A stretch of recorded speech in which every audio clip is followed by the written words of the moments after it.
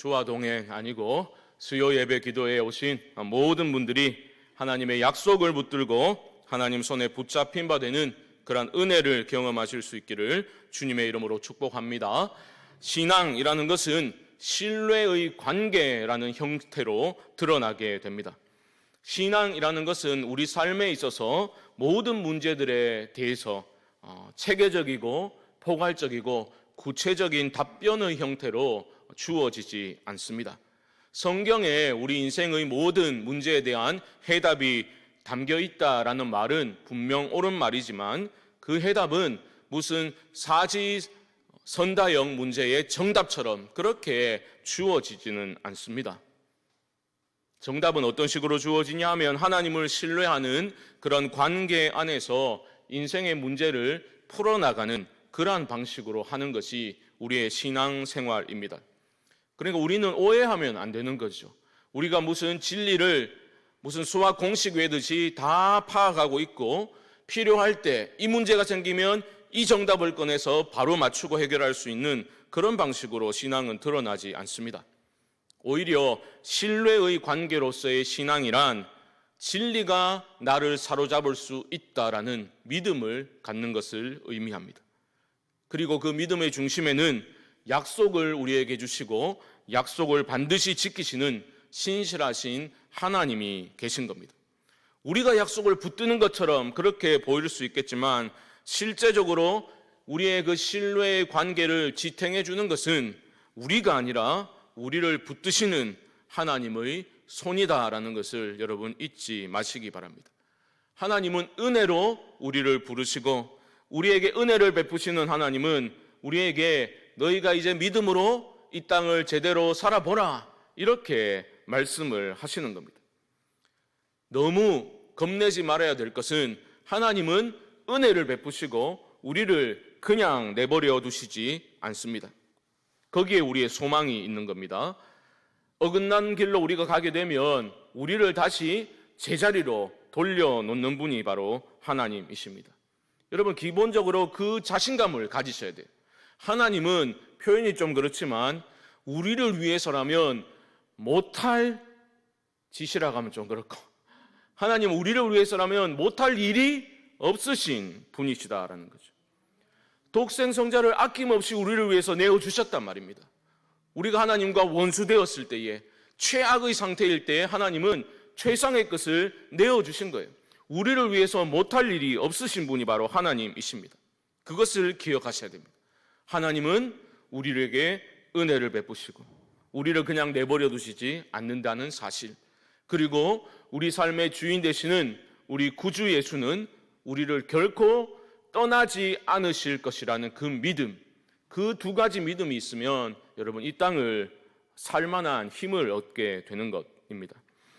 주와 동행 40일 새벽 기도회를 진행하면서 저 개인적으로도 이 하나님과의 그 신뢰의 관계에 대해서 더 깊이 고민하고 생각하는 시간을 갖고 있습니다. 정말 믿음으로 산다는 게 무엇일까? 특별히 코로나 어려울 때에 하나님을 바라본다는 것은 무슨 의미가 있는지를 저는 깊이 생각하는 시간을 가지고 있습니다. 하나님이 기도할 때 또 마음의 평안도 주시고요, 또 알 수 없는 또 자신감, 든든함도, 내면의 든든함도 갖도록 하나님이 저를 깨워주시는 것을 느끼게 됩니다. 정말 무엇을 추구하는 목회를 해야 될지를 깨닫게 하시고 무엇을 두려워하지 말아야 되는지도 조금씩 깨닫게 하십니다. 여러분들도 주님과 동행하는 그 기도의 시간을 통해서 하나님과 더 깊은 신뢰의 관계로 들어가실 수 있게 되기를 주님의 이름으로 축복합니다. 오늘부터 제가 맡게 되는 수요일에는 믿음으로 산다는 것이 무엇인가, 하나님을 신뢰하는 그 믿음에 대해서 말씀을 함께 상고하고자 합니다. 아브라함의 그 삶의 발자취를 따라가 보면서 정말 믿음으로 산다는 것은 어떤 삶을 말하는지를 한번 살펴보고자 합니다. 너무 겁을 내지는 마십시오. 믿음의 조상 아브라함, 나는 왜 이 모양인가 라고 비교할 게 아니라 우리는 한 개인의 대단한 능력을 주목하려는 것이 아니라 아브라함을 믿음의 조상 되게 하신 하나님이 그에게 무슨 일을 하셨는지를 집중해서 살펴보게 될 것입니다. 여러분 놓치지 마십시오. 아브라함을 붙들어 주셔서 약속을 붙잡는 인생 되게 하신 하나님이 저와 여러분의 하나님이신 줄 믿습니다. 그것을 여러분 믿으셔야 돼요. 기도하는 가운데 나의 체험적인 진리로 그것을 받아들이게 되는 은혜가 여러분에게 임할 수 있기를 또한 주님의 이름으로 축복합니다. 오늘 다룰 창세기 12장은 하나님께서 한 사람을 부르셔서 새로운 구원의 역사를 시작하시는 매우 역사적인 장면이 기록된 장입니다. 창세기 11장까지를 보면 가장 많이 나오는 단어가 무엇인지 아십니까? 낳고라는 단어입니다. 계속해서 낳습니다. 에덴 동산에서 범죄한 후에도 계속해서 낳습니다. 죄악이 이 땅에 가득해져서 하나님이 홍수로 심판하셨지요. 그리고 노아의 가족들이 살아남아서 새 땅을 밟고 나서도 계속해서 낳습니다. 악이 관영해져서 또다시 바벨탑 사건이 일어나게 되죠. 교만이 극을 향해서 치닫던 그 상황에도 인간들은 계속해서 낳습니다. 하나님이 교만한 인간들을 언어를 혼잡게 하심으로 흩어버리셨지요. 그 심판 이후에도 낳습니다. 그런데 12장으로 넘어오면서 드디어 불임의 시대가 시작되는 겁니다. 불임의 시대가 시작됩니다. 더 이상 낳고라는 말이 나오지 않습니다. 불임의 시대는 당시 소망이 사라진 것을 상징적으로 보여주고 있는 겁니다. 더 이상 이런 상황에서 낳고가 이어질 수 없겠다라고 하나님은 그냥 그 상황을 두고 보지 않으시고 태의 문을 닫아 버리십니다. 대가 끊어진다라는 것은 엄청난 위기 상황을 의미합니다. 그 위기 상황에서 하나님이 누구를 부르십니까? 아브라함을 부르시는 거예요. 아브라함을 불러내시는 겁니다. 새로운 구원의 역사를 하나님은 시작하고자 하십니다.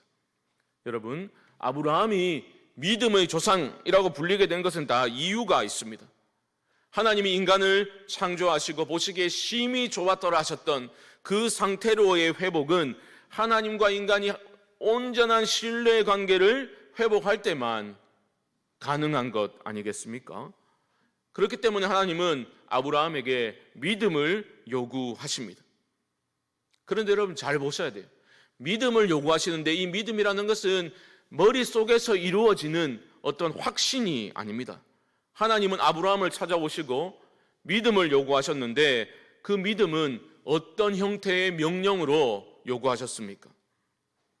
단순히 말씀드리면 아브라함이 믿고 의지하던 모든 것들을 포기하라는 명령으로 주어졌던 겁니다.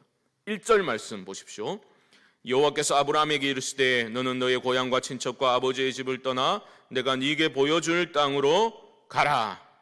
한마디로 떠나라 라는 것이 명령입니다.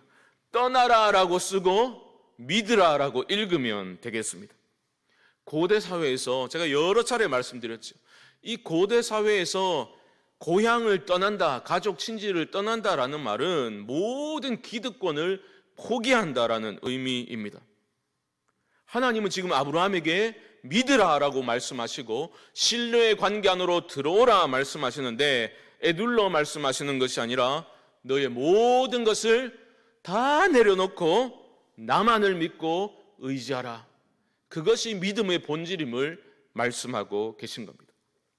여러분, 오늘 설교 제목이 약속을 붙드는 삶이지 않습니까? 너무 당연한 말이지만 무엇을 붙들기 위해서는 우리가 그 전에 붙들고 있던 것들을 내려놓아야 됩니다.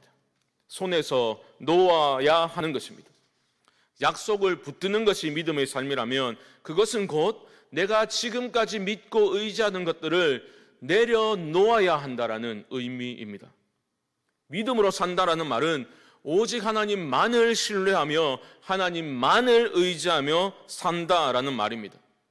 돈도 의지하고 하나님도 의지하고 이런 것은 믿음으로 성립되지 않습니다. 돈이 필요 없다라는 뜻이 아니라 돈은 정말 필요하죠. 하지만 그 말이 아니라 모든 것의 주인이신 하나님만을 의지함이 믿음의 기본이라는 것을 여러분 결코 타협 없이 믿으실 수 있기를 바랍니다. 그런 믿음을 가지셔야 돼요. 그런 믿음은 내가 이전에 믿고 의지하던 것들, 내가 꽉 쥐고 있던 것들을 내려놓음으로써 시작된다.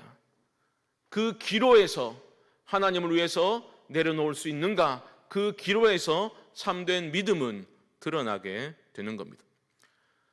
저는 목회자이니까 저희 집 아이들이 신앙생활을 잘했으면 좋겠습니다.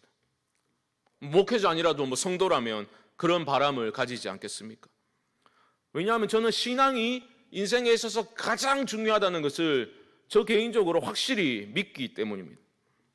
그래서 저희 자녀들이 하나님 좀 제대로 만나고 하나님께 기쁨이 되는 그러한 삶을 살기를 제가 간절히 바라고 기도합니다. 아이들에게 절대로 아빠가 목사인데 이런 얘기는 절대로 하지 않습니다. 부담을 주지 않으려고 애를 씁니다. 하지만 걔네들 눈높이에 맞춰서 정말 신앙이 제일 중요하다는 것을 가르치려고 부단히 노력하는 편입니다. 삶으로 가르치려고 애를 쓰는 편입니다. 그런데 얼마 전에 제가 그런 얘기를 전해 들었습니다.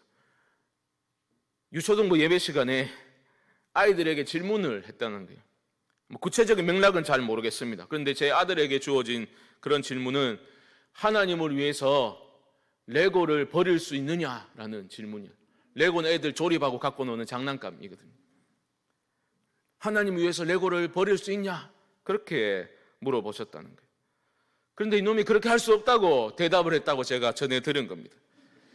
그래서 제가 심각해져 가지고 갑자기 불러놓고 야단치면 안 되니까 좀 분위기 좋을 때 제가 불러서 이렇게 물어봤어요.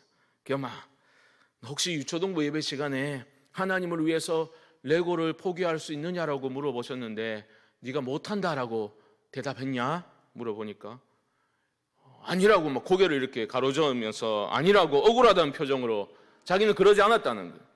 아 그래? 아빠가 잘못 들었나 보구나. 그럼 하나님 위해서 레고를 버릴 수 있다고 대답했나? 그것도 아니라는 거예요. 야 그럼 뭐야? 물어보니까 자기는 아무 대답도 하지 않고 그냥 가만히 있었다는 거예요.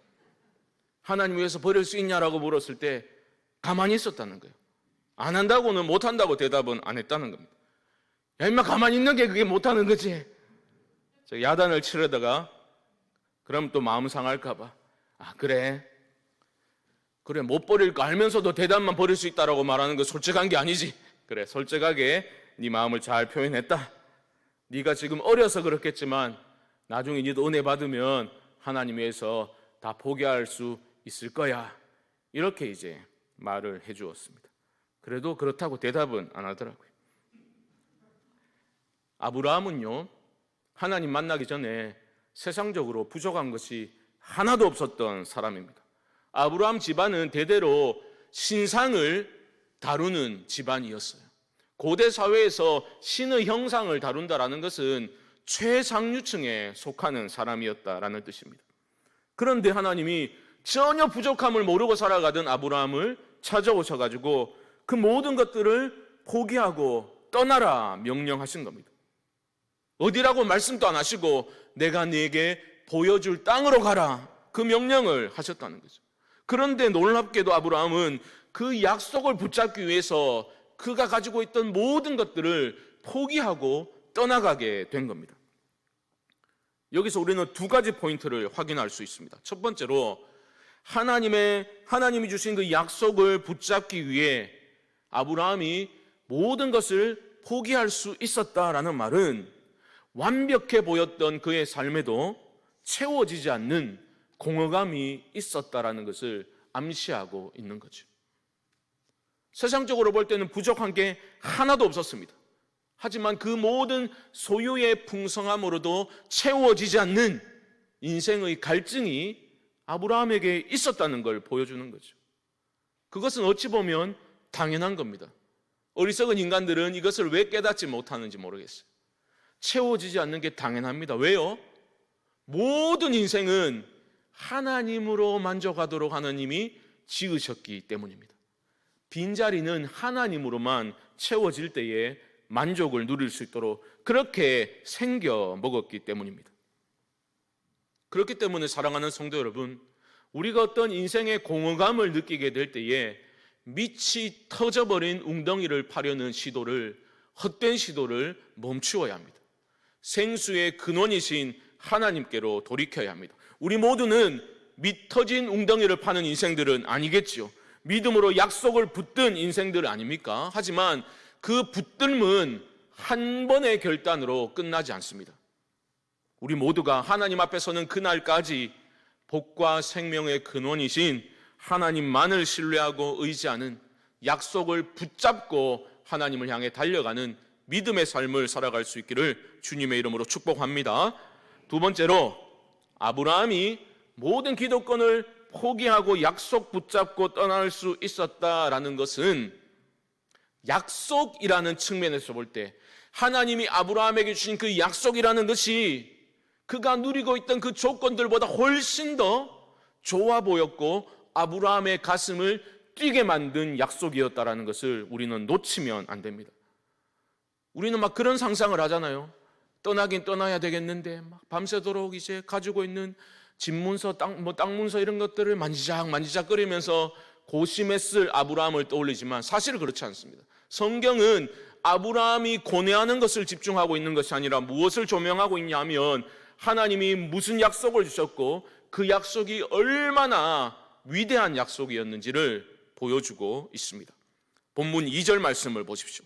내가 너로 큰 민족을 이루고 내게 복을 주어 내 이름을 창대하게 하리니 너는 복이 될지라. 이게 엄청난 약속인 거예요. 예전 번역에는 복의 근원이 되리라 라고 했죠. 아브라함에게 하나님이 이렇게 말씀하신 거예요. 너는 복수의 화신이 아니라 복의 화신으로 살게 될 것이다. 엄청난 약속을 주신 겁니다. 놀랍게도 아브라함은 하나님의 그 약속을 믿었습니다. 그게 믿어졌어요. 그 약속이 아브라함의 가슴을 뛰게 만들었던 겁니다. 그 엄청난 소유를 가지고도 만족이 없던 인생에 하나님께서 그의 눈을 열어주시고 그의 가슴을 뛰게 하신 겁니다. 믿어지는 게 은혜입니다. 그렇지 않습니까? 우리도 갑자기 너무 큰 이야기, 이게 웬 횡재인가, 그런 소식을 듣게 되면 의심부터 하지 않습니까? 예를 들어서 저에게 만약에 그런 문자나 무슨 인터넷 광고로 김홍성님 전화 한 통만 주시면 5억 원대 아파트를 그냥 드립니다. 그 광고를 제가 클릭하겠습니까? 그냥 바로 지워버리죠. 이 무슨 말도 안 되는 소리냐, 사기치고 있냐, 그냥 바로 읽지도 않고 지워버릴 겁니다. 세상적으로 아무런 부족함이 없던 아브라함이었지만 하나님의 약속이 그의 가슴을 뛰게 만들었습니다. 그의 하나님의 약속을 붙잡게 하신 것도 하나님의 은혜였다라는 겁니다. 그 아브라함은 지금까지 하는 다른 차원에서의 어떤 만족, 참된 만족이 찾아오겠구나라는 기대감을 가졌던 것 같습니다. 1,000억 원대 자산가가 5천억 원대 자산가가 되는 그러한 유의 새로운 삶이 아니라는 거죠. 전혀 다른 차원의 삶, 전혀 다른 차원의 삶에 대해서 자신의 그 영혼의 허기와 갈증을 만족시킬 수 있는 그러한 참된 소망을 발견했기 때문에 아브라함은 떠나라라는 명령에 모든 것을 포기하고 떠날 수 있었다라는 것입니다. 여러분 꼭 기억하십시오. 아브라함이 그 명령에 순종할 수 있었던 것은 두려워서가 아니었습니다. 어떤 외부적인 환경의 변화 때문도 아니었습니다. 4절 말씀은 이렇게 분명히 밝히고 있습니다. 이에 아브라함이 여호와의 말씀을 따라갔고, 아브라함은 말씀을 따라간 거예요. 사랑하는 성도 여러분, 하나님의 약속의 말씀을 붙잡고 그 약속을 따라 걷는 믿음의 삶을 살아가실 수 있기를 주님의 이름으로 축복합니다. 여러분 세상의 헛된 것들에 여러분 귀한 인생을 걸지 마시고 약속을 붙잡고 믿음의 삶을 살아보시기 바랍니다. 그걸 살아보셔야 돼요. 내가 내딛는 만큼 누리는 것이 하나님의 나라입니다. 결코 세상에 줄 수도 알 수도 없는 그러한 삶의 진정한 기쁨과 의미와 즐거움이라는 것은 내가 믿음으로 발걸음을 내디딜 때 누릴 수가 있는 겁니다. 다른 삶에 여러분 눈 뜨셔야 돼요. 더 큰 삶으로, 이 정도 삶에서 땅의 것들로 만족하고 땅의 것들에 머리를 쳐박고 살아가는 삶에서 하나님은 너희는 그런 삶을 위해서 창조받지 않았다고 말씀하시는 거예요. 더 큰 삶으로 우리를 부르고 계신 하나님의 음성이 여러분들에게 크게 들릴 수 있기를 주님의 이름으로 축복합니다. 신앙은 하나님과의 신뢰의 관계입니다. 그 관계를 지탱해 주는 것은 내가 아닙니다. 바로 우리를 붙들고 계시는 하나님의 손입니다. 오늘 본문 1절로 8절을 다 읽진 않았지만 보시면 하나님은 내가 하겠다라는 말씀을 7차례에 걸쳐 반복적으로 주고 계십니다. 내가 하겠다는 거예요. 순종의 길을 떠나려는 아브라함에게 두려움이 왜 없었겠습니까? 그런데 하나님은 계속해서 말씀하시는 거죠. 내가 하겠다, 내가 하겠다 말씀하십니다. 우리는 내가 믿음이 좋아가지고 하나님 붙들었다라고 생각할 때가 많지요. 아닙니다. 하나님이 붙드신 겁니다. 하나님이 내가 하겠다 말씀하고 계시고, 그렇게 말씀하신 하나님은 지금 이 순간에도 우리를 위해서 일하고 계신 하나님이신 줄 믿습니다. 우리는 연약하지요. 부족해서 약속 붙들고 결단하고 믿음으로 산다고 하면서도 너무나 자주 쓰러지는 것이 바로 우리들입니다. 아브라함도 다르지 않았습니다. 그도 위기를 맞이했고 흔들리고 넘어졌습니다. 약속 붙들고 모든 것을 포기하고 떠난 인생에게도 이러한 믿음의 위기는 찾아오는 겁니다. 오늘 10절 말씀은 그 위기를 뭐라고 말합니까? 기근이라고 말하고 있습니다. 기근. 재미있지 않습니까, 여러분? 다 포기하고 떠났는데 약속의 땅에도 기근이 오는 거예요. 복의 근원이 되어서 땅의 모든 족속이 나를 통해서 복을 받기는커녕 지금 아브라함은 지금 내가 빌어먹을 처지에 놓이게 된 겁니다. 기근이 찾아오게 된 거예요. 하나님의 약속 붙들고 나아가는 인생에도 위기가 찾아올 수 있습니다. 고난이 닥쳐올 수 있습니다. 여러분, 그런 경험 없으십니까? 나의 그 믿음이 위기 상황에 완전히 압도되어 버리는 그런 경험 여러분 살면서 해보시지 않으셨습니까? 아브라함이 마찬가지예요. 상황이 그의 믿음을 완전히 압도해버리는 그런 위기를 맞이하게 된 겁니다. 기근이 찾아온 거예요. 약속의 땅에. 그가 내린 결정은 무엇이었습니까? 아브라함이 애굽에 거류하려고 그리고 내려갔으니. 애굽으로 내려간 것이 아브라함의 선택이었습니다. 이 선택에 대해서 학자들의 의견은 분분합니다. 하지만 저는 잘못된 선택이었다고 생각합니다. 합리적인 선택 맞습니다. 하지만 믿음의 선택은 아니었던 겁니다.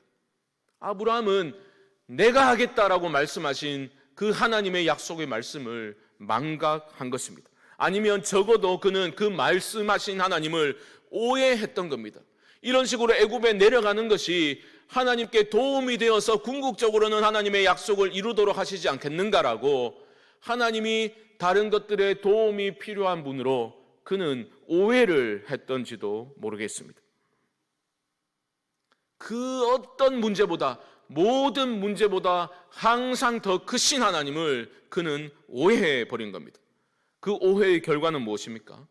바로 신앙의 타협이죠. 타협. 그는 애굽행을 결정했습니다.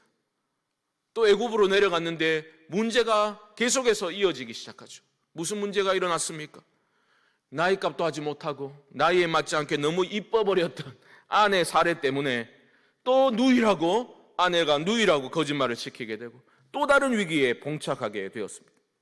애굽 왕 바로가 사례를 궁으로 맞아들였고 아브라함에게 막 매형 이러면서 엄청난 선물까지 주었습니다. 후대하였습니다. 그런데 하나님이 그냥 두실 리가 없지요. 그 집에 재앙을 내리셨죠. 진노하셨습니다. 그 집에 재앙을 내리시자 바로는 사실 파악에 나섰고 여차여차해서 이렇게 되었구나라는 것이 확인된 후에 아브라함은 또 사례와 그곳을 빠져나올 수 있게 됩니다. 물론 한몫 든든히 챙겨서 빠져나오게 된 겁니다.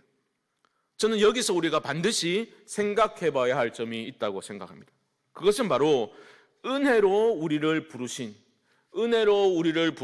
그 하나님은 우리를 돌보시고 지키시고 끝까지 하나님이 원하시는 자리까지 이끌어 가신다라는 겁니다.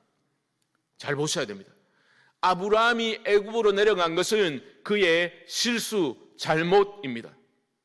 신앙의 타협입니다. 하나님을 불신 혹은 오해한 것이고 잘못된 선택을 내린 겁니다. 믿음으로 행동한 것이 아니라 합리적인 세상적인 방식으로 인간적인 판단으로 결정을 했던 겁니다. 그런데 하나님은 아브라함을 그 위기에서 건져내십니다. 여러분, 아브라함은 그런 일들을 겪으면서 무엇을 깨달았을까요? 정말 다행이다. 아내도 무사하고 우리 가족 다 무사하고 이 엄청난 선물까지 챙겨서 나오게 되었으니 얼마나 감사한가. 하나님 은혜로다 할렐루야 그렇겠습니까? 아닐 겁니다. 아브라함은 부끄러웠을 거예요. 부끄러웠을 겁니다. 믿음으로 행동하지 못했던 자신이 부끄러웠을 거예요. 우리도 그렇지 않습니까? 지나고 나면 내가 왜 그렇게 믿음으로 행하지 못했던가? 등떠리가 막 따끔따끔할 때가 있지 않습니까? 부끄러워가지고 수치심이 올라옵니다. 내가 왜 믿음으로 행하지 못하고 그렇게 인간적인 생각으로 행동했던가? 후회가 되지 않습니까? 부끄럽지 않습니까? 마찬가지입니다. 아브라함도 부끄러웠을 거예요. 문제보다 더 크신 하나님 바라보지 못하고 행동했던 게 부끄러웠을 겁니다.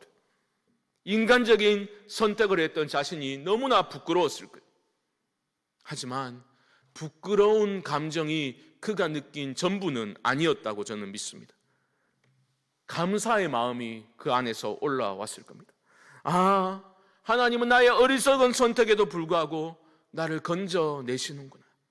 정말 하나님은 내가 하겠다 말씀하신 그 하나님은 그 약속을 지키고야 마시는 분이시구나. 그 말씀 앞으로 제대로 붙들고 살아야 되겠구나. 그런 감사의 마음, 든든한 마음이 그 안에서 일어나지 않았겠습니까? 여러분, 결코 놓치지 마십시오.